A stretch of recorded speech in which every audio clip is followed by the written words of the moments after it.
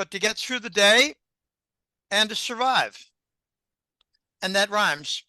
I'm sorry, I'm blinded a bit by your handsome visage. I'm having a hard time with that.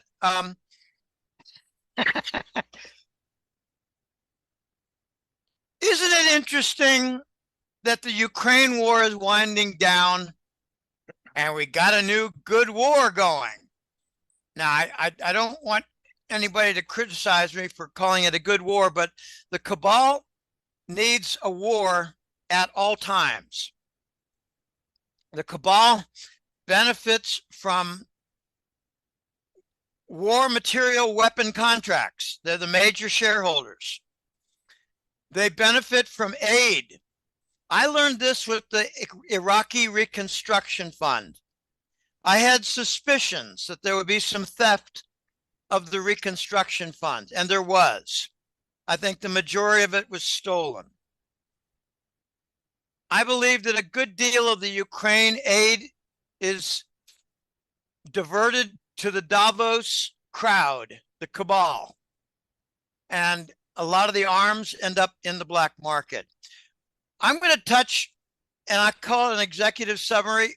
I've got that ability in my background. When we did marketing research studies, we would produce a 30 or 50 page report, but the vice presidents and some of their staff said, you got to put this in a 3-page or 4-page executive summary, because that's probably all I will read. And if I find something really interesting, I will dig into the back pages and look for some evidence like graphics, charts, etc. Got to summarize it for him, Jim. It's very hard to summarize. I'm going to do my best, but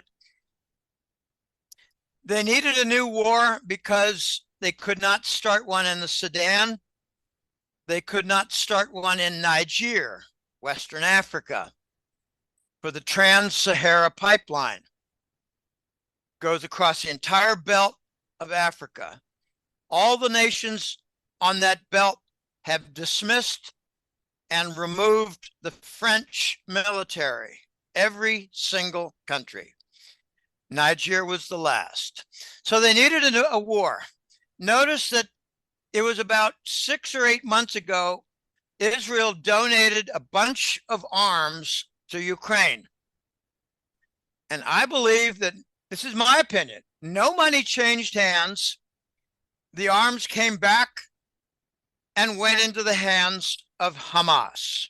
At the same time, some of the weapons in Afghanistan, remember we left $5 billion worth of material, some of that went to Israel. And then the Israeli Defense Force did a stand down order. They allowed an attack, and this is very complicated. There's so much more that could be described. The Israeli Defense Fund is called the IDF. They are now coming forward, certain members saying we were ordered to stand down, and they're talking anonymously. There are some members of the IDF who are retired, like a woman who did a quick video. She said not a grain of rice could cross the border without being detected. Okay, so this was a false flag. Netanyahu, nickname of Bibi, B-I-B-I, for Benjamin Netanyahu, Bibi. Bibi has been in trouble now for 2 years politically. And this is a very convenient method of rallying the troops behind Bibi. Nobody's talking now about removing Bibi from power. In addition, we had the Jerusalem Post.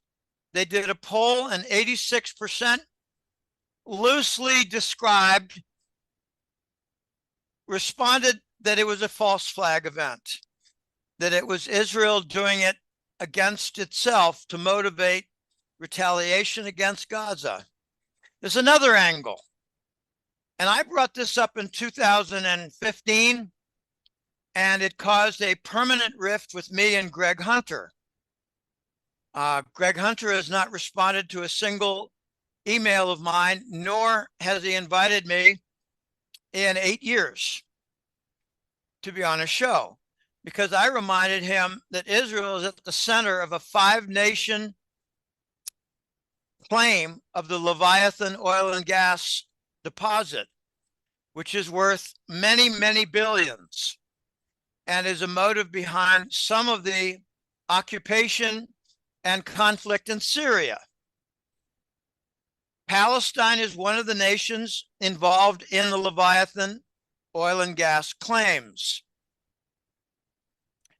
I believe that there are many parties, including a Rothschild company, that would like to see Palestine removed from having any claims. There's actually some, what do you call it, state-of-the-art technology for a platform that is not anchored to the Mediterranean. It's called the Tamar, T-A-M-A-R, floating platform. So they've got a floating platform drilling gas. And ironically, it feeds into the Gazprom Russian network. Okay, this is a very complex issue. It's not possible to summarize it in 30 seconds. There's another angle to this, and it's from a Q drop. For those who find credibility with Q, and I do to some extent, I'm not a big Q flag waver, but it's just way too many things that have been called that turned out to be part of our reality in the future. A Q drop said that once the Israeli war begins, we're going to have a conversion process of the mainstream news in the West. And they call Israel the last war. That could be interpreted many, many ways. I'm not going to get involved in what the last war means. It could be just the end of the cabal as we know it, and it could be the end of the planet as we know it. I don't know. I'm not going to get involved in that debate. Okay, I know I'm leaving out some things. This is a very complex issue. Remember that a lot of Israeli citizens were forced into a vaccine mandate, and there are some health issues as a result. I don't want to discuss that whole issue, except to say that a lot of Israeli citizens do not find favor in Netanyahu. That's a tongue twister. Bibi. I don't like Bibi. I'm under the impression that it might not be the original Bibi, but we'll leave that for a future discussion because that might come out very soon. Wait a minute. You're not Bibi. There's going to be dissension, I believe, in the Israeli military. It's already begun to some extent. The retaliation and consequences, what do you call that? The blowback. The blowback input could be severe. Saudi Arabia, and I believe UAE, they're joined at the hip. They have claimed that if the violence doesn't stop, that there will be a cutoff of oil supply to Europe and the West. So we could be seeing a repeat of the 73 oil embargo. The price of oil has responded. If oil goes up, I think it will drag gold with it. But that's very complicated. I tell you, this is very, very messy. My opinion is that Hamas is under Langley control and Obama orders, and Hezbollah is under Iranian control and orders, and ISIS is under Israeli control and orders. So the three groups, Hamas, Hezbollah, and Israel. It's extremely messy, and I'm amazed at the stories coming out of Israel that indicate that it was a false flag by their own leaders. I'm also amazed that there is not a media blackout for coverage. There was talk about that, but it did not occur. Unlike Maui, that's completely shut down. Maui, Hawaii, United States of America. Oh, I'm sorry, United Socialist States of America. Thanks. Thanks for bringing that up again. Appreciate it. Yeah. Okay. We're not going to get through this quickly. Turkey has assigned and deployed some special forces in the Gaza. Egypt has attempted to make a lot of food and water support for the Gaza. And elements of the Israeli military have said anything goes. There'll be no tribunals for atrocities or whatever. I could go on, Chris, but there is more that I wish not to address, having to do with the citizens and their particular makeup in Israel. This is extraordinarily complex.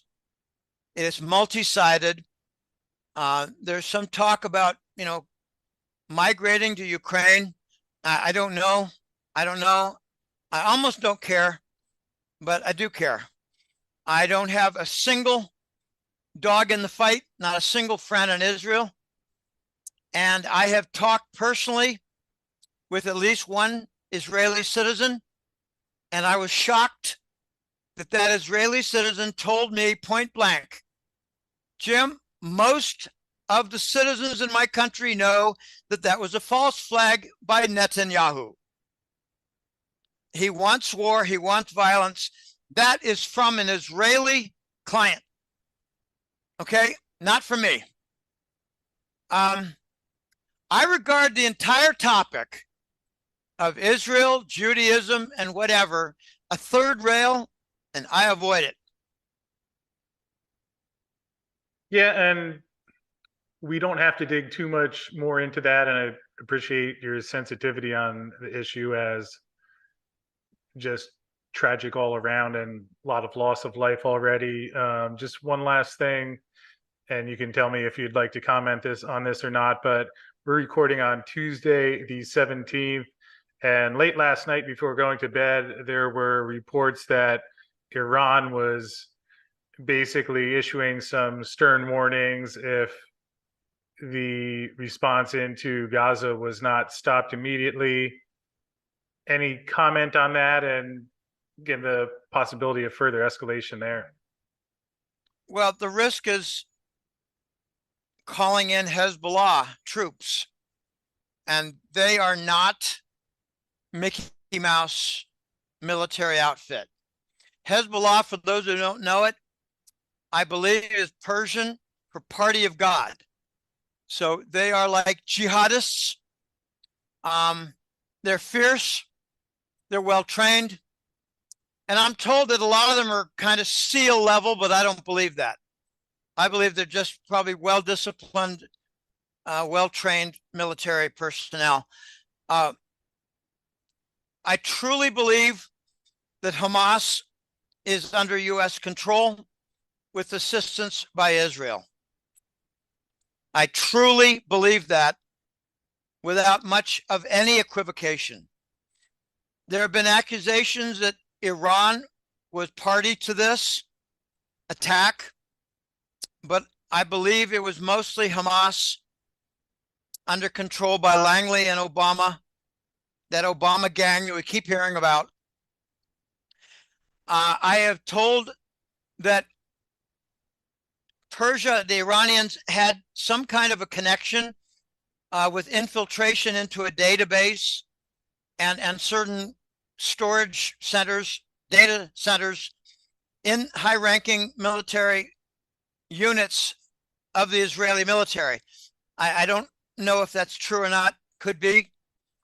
I have been told by a military source that Iran funded the Hamas, and I don't believe that. I believe that military source is speaking out of his own opinion without any evidence. I said this in the very beginning. I believe the weapons for Hamas came from Afghanistan and Ukraine without any money changing hands. Why do we leave so many weapons behind in Afghanistan?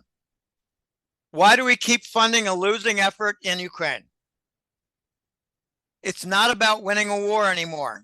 I think it's about clearing out the Ukrainian population. And I believe it's down about 30%. Some people think, oh gosh, they must be all dead by now. No. Don't be ridiculous. They're civilians in cities. And I believe the worst of the worst for the money laundering centers and the other trafficking units and research centers in Ukraine are under Kiev. I don't believe any money changed hands, and therefore I don't believe Iran was responsible for anything except cheerleading, which could be considered a serious offense in itself. This is very, very complicated. Notice that in Israel, they regard it as a false flag. Outside Israel, in the West, they're calling it atrocities by Hamas against innocent Israeli citizens and military personnel. I regard Western press, for those who don't know much about geometry, I'm going to lay it on you. I believe most of the MSM press is 160 to 180 degrees off the truth, which means they're very close to the direct opposite of being true. I take an MSM story, I turn it completely around, and I run with that, which is usually verified in the following weeks. So, what is the MSM press doing? They're blasting it all over every single day, except in Germany where they talk about climate change. Well, of course there is that. Oh, by the way, I got a German client. He said a big election in Germany and the independent party overwhelmingly beat out Chancellor Scholz and his party. We may be seeing some pressure for change in the chancellery of Germany. That's their executive branch. They call their president the chancellor. The independent party won a big victory yesterday. I follow Germany because I think they're going to flip. When they do, it's going to be like a giant turning. It will mean Russian energy contracts. It will mean removal of NATO. It will be the propaganda news in Germany completely going silent. It will be the Langley boys being booted out. End of NATO, end of Langley, end of pro-Ukraine. I watch little hints, like a German soccer football team playing a Ukrainian team. And they are buddy hugs, nodding heads, everything. Tremendous sympathy for Ukraine without the recognition that it is the European trafficking center.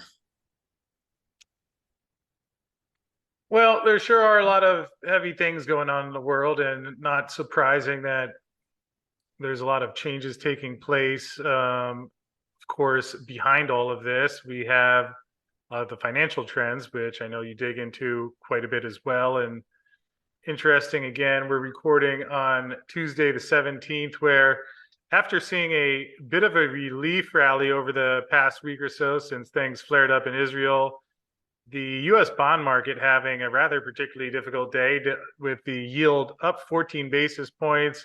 Here's the 1 month chart we see back here during the Fed's last meeting, 10-year yield at 433, let's call it. So 50 basis points higher, which has happened in just under a month. And we got up to the 488 level about a week and a half ago, came back in, and really surging again today. not ideal conditions, especially with so much supply coming onto the market in the next couple of years. And I don't know if we've gotten to the point yet where that's really becoming a concern on a bigger level, although seems like it's a fine boundary between when people are just worried about the Fed and inflation and when they do become concerned about the supply on a bigger level. Obviously, many other areas around the globe have expressed that concern.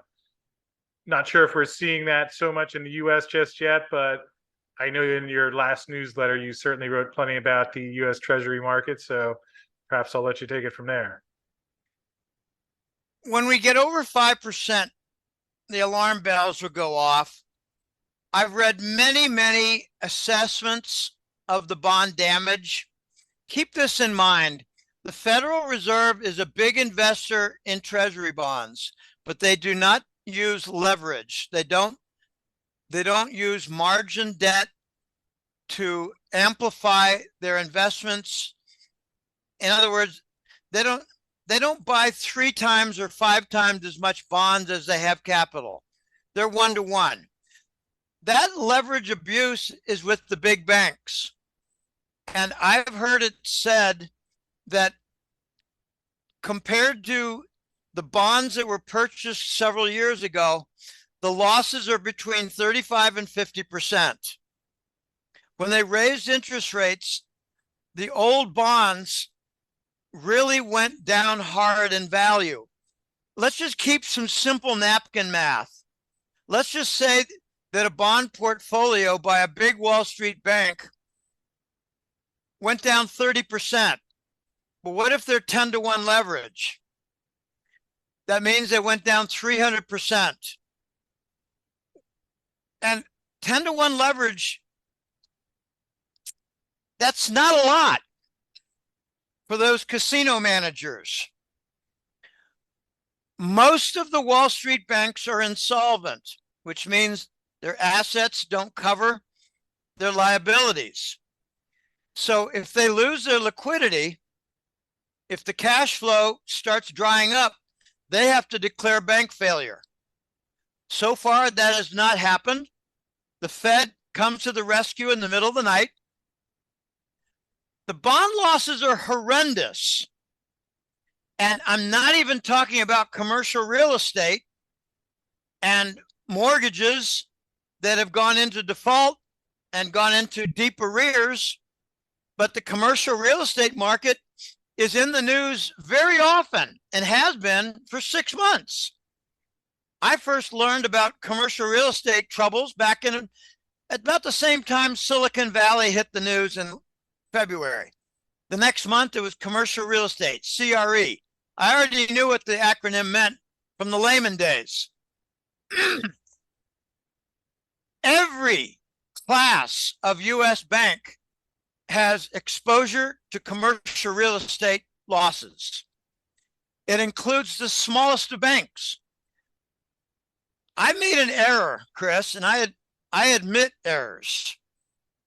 I said back in the spring, April, March, that the safest banks would be the smallest banks with, say, exposure to 2 or 3 states at most, small regional banks. They're not exactly safe because they've got commercial real estate loans. Okay, even like in a small, I love, Podunk, Indiana, Terre Haute, Indiana.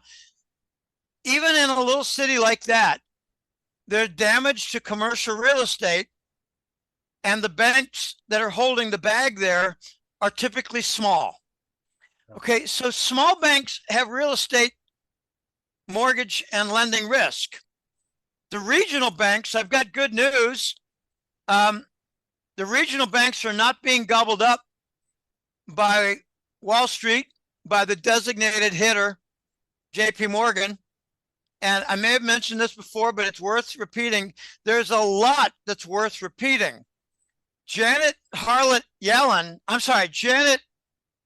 is that her name? Janet Harlot Yellen announced in April that she wanted JP Morgan to be the official super bank to introduce credit scoring, CBDC, and all that lovely fascist banking policy. But after absorbing First Republic and First Heritage, along with Silicon Valley and a couple of other smaller ones, they got an insolvency indigestion problem. And I raised the question, Chris, what happens when a giant insolvent bank acquires a smaller insolvent bank? Fixes everything. Well, they don't cancel out. What you get is a magnified, what do you call it? A nonlinear response. And, you know, I'm a math guy, so nonlinear response, they give me small goof bumps. I got to give you one little sidetrack. This is fun. This is statistics, it's modeling, and it's fun. If you graph the 4-minute mile, I'm sorry, you graph the mile, sorry. If you graph the time for the mile and you graph it by the year, then you get a declining slope that looks like it might have a limit. Okay, we're never going to get to a 1-minute mile. But when I was a kid, the big issue was, are they going to get under a 4-minute mile? Okay? Because 1 minute per quarter mile is kind of standard, and I could never come anywhere near that. I was like a minute 20. If you graph with the horizontal being the year and the vertical being the record, the world record for the mile, then it looks like it's leveling out. And if you can do an exponential model of that, it's nonlinear regression, and it's not simple. And we came up with estimates in a model. I remember like it was yesterday. 3 minutes, 50 seconds looks like it's the limit. And I don't think we've beaten that even now, but there's a very interesting phenomenon. Back in the 60s, Black American athletes were not very much in the picture. Now they are, and they are speedy, speedy people. Okay, that's my little nonlinear side story. I love mathematics. I get yah-yahs from it. I do these little problems. In my closet, I got about 30 special problems that were solved. And my dad thought that I should make a little book for high school students, you know, an auxiliary side book. You buy it for 25 bucks and, you know, 30% profit for Jim Willie. Anyway, I've never done it because I'm pretty darn busy. All right, back to the bond market. They must continue to hike interest rates. They have no choice. They are liars. They're saying that it's to bring down price inflation. They are liars. It is in response to price inflation because bond investors will not buy a bond that has an immediate negative real return. They're not doing it to bring down price inflation. In fact, raising interest rates will do harm to any recovery for the supply chain. It will continue to worsen price inflation. At the same time, we're doing unsterilized monetization of our debt. Translate to English, Jim. At the same time, we're printing money in order to buy bonds that are issued in order to finance our government deficit. By not draining the bank industry, it's called unsterilized. The result is instant inflation on a monetary side that works its way across the market and economy. They're not raising interest rates to bring down price inflation. It's because of price inflation, and they cannot afford a bond auction failure. They've already had a close failure in August. I'm sure you were watching some of that. I'm of the opinion, Chris, that there was backdoor, under the table money handed to the U.S. allies to buy the Treasury bonds, which were quickly returned back to the U.S. Treasury. We had a hidden, underhanded, self-dealing where we bought our own bonds and essentially gave credit to our allies for their support of the U.S. government debt. And the bullshit story for that is foreign investors are buying the U.S. bonds because they're offering a higher bond yield now. No, they're dumping the Treasury bonds because they're losing value greatly, and they're not buying because they never expect ever to be repaid. We're in the middle of a bond default, Chris. I'll stake my reputation on it. I believe we have been in a bond default for over 2 years. That doesn't mean we stop issuing and selling bonds. It means we don't admit it. And all the damage is hidden. Like Long Beach, that does not accept Treasury bills for payment to the foreign shippers. They don't accept Treasury bills. And, well, wait a minute. There's news stories out of Long Beach that we got a strike. Yes. We've got a false story that there's a dock worker strike. And they were told to go on strike by Langley because the Treasury bill is not accepted, and that's not a story that will be told. Yeah, I'm sure we're not going to hear a lot about the things that are happening with the Treasury market, where likely be propped up until it can't be propped anymore. Although, what are you expecting out of the Fed, where, we've heard a lot of talk about one more hike. Then with the bond yields rising over the past month, now it seems to be, well, maybe the market has done the Fed's job for it. Again, at the same time, you have the inflation numbers, take them as you will, but still the inflation numbers that they're producing starting to tick back up again, along with higher oil, which, as you mentioned before, some of these higher interest rates are knocking supply chains offline. Certainly seems to be happening in the oil market. So quite a tricky position that leaves things in. And Chris, we're going to continue to raise interest rates, and we might have longer pauses, but we're going to continue to raise interest rates, or else we're going to face the embarrassment of a bond auction failure.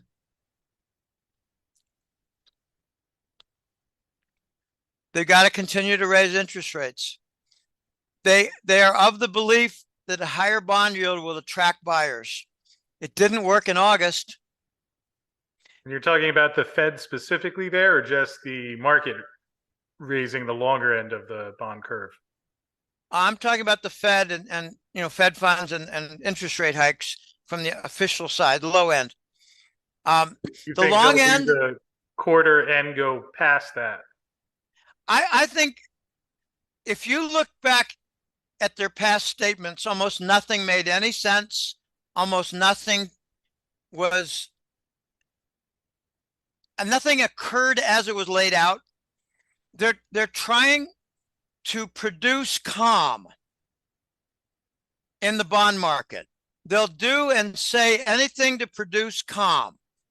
I don't give a damn about their words. I don't think that they tell the truth. I don't think they ever tell the truth. And I think we learned in the Patriot Act and the Financial Regulatory Bill of 2008, Dodd-Frank, lying as national policy is good business. They're liars. I don't dissect the nonsense of their words. I laugh and I work towards something that's important, not the FOMC bullshit. Do you remember what the bullshit was in the 90s? Well, how thick is Greenspan's suitcase? Okay, that was the bullshit back then. The bullshit has never stopped. And I don't get locked in to the bullshit. What I look at is what was the record that was set in June and July for foreign central bank dumping of treasury bonds? And then we heard a story that China, Brazil, and Saudi sold $19 billion worth. I think it was August. And they think that's a lot. Well, it's not. You want a lot? You got to look in Japan. Why is not Japan in the news? Because they're an ally. Why don't we get told that Japan sold almost $200 billion of treasury bonds in a 12-month period ending in October of 2022? Because they're an ally. Because there is where we see the evidence of what happens when a foreign central bank sells a boatload, not a truckload, a boatload of treasury bonds. The yen went down, Chris, 23% in 12 months. And the BRICS nations are watching. Okay, this is almost hilarious, but it's tragic. It's interesting, it's intriguing, it's paradoxical. The Japanese are showing us what happens if they do an Operation Sandman.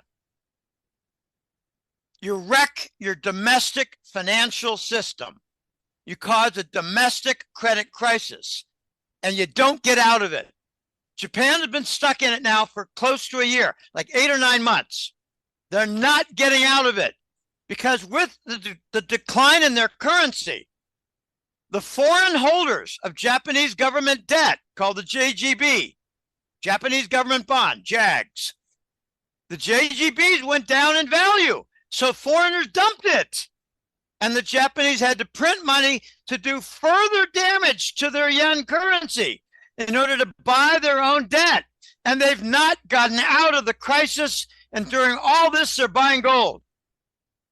The Japanese central bank, BOJ, Bank of Japan, they're buying gold hand over fist with a lot of different consequences, like assassinations by the good old boys, the globalists, Rothschilds, the Rockefellers, assassinations of mid-level Japanese officials whose names you've never heard of, and you probably couldn't even pronounce if you did hear them. The Japanese are giving us the lesson of what happens if you do Operation Sandman. So I'm making a forecast. I'm calling it the Jackass Operation Sandman forecast. 2 years of steady, endless dumping of treasury bonds by foreign central banks. Friends, enemies, and marginal nations. For those who don't know, France is dumping treasury bonds. While Japan dumped 180 billion, France dumped 70 billion. I thought they're our friend. The central banks are going to manage their own insolvency. They're all damaged by holding too many treasury bonds during this interest rate hike sequence that will not stop. We're going to see the dollar rise, then rise some more before it vanishes. I've been saying that now off and on for over 7 years. I've gotten more compliments regarding that and a few other forecasts in the last year than I have the last 10 years. We're starting to see the Eurasian trade zone arrive in the form of BRICS.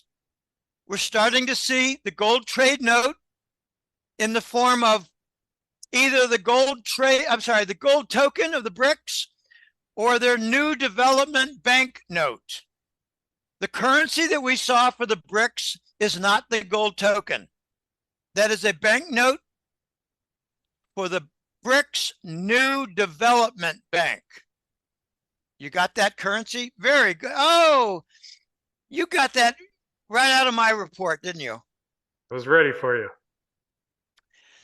Now, on the back side, you have all the different other nations. I see Argentina. Some of them I don't recognize. Zimbabwe, Mexico, Bolivia. Okay, I had an incident. It was like a 2-week conversation with a fellow from Africa. And he was a smart guy, but he had a couple of holes in his perceptions. And he had met some people in Kenya, royals in Kenya, royals in Congo. He had met in Namibia, Zimbabwe. And here's something that came out during our conversations. He said, Jim, we're going to see an example given and shown and demonstrated with the gold token. And the BRICS nations are paying attention because Zimbabwe is going to issue it, use it, and make it well known. And we didn't have a good phone connection. He said, Zimbabwe. And I said, where? Zambia? He said, no, Zimbabwe. The second B in Zimbabwe is silent. It's Zimbabwe. For those who want to get it right. He believes that Zimbabwe is going to be a gold and diamond wealth center and create what could turn out to be essentially an African central bank that will be gold and diamond backed. Not currency backed, but the bank will be backed by it. The central bank will be loaded with gold and diamonds.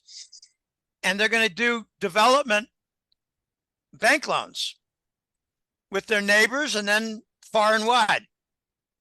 Far and wide could go all the way to Egypt, go all the way to Nigeria. That's it.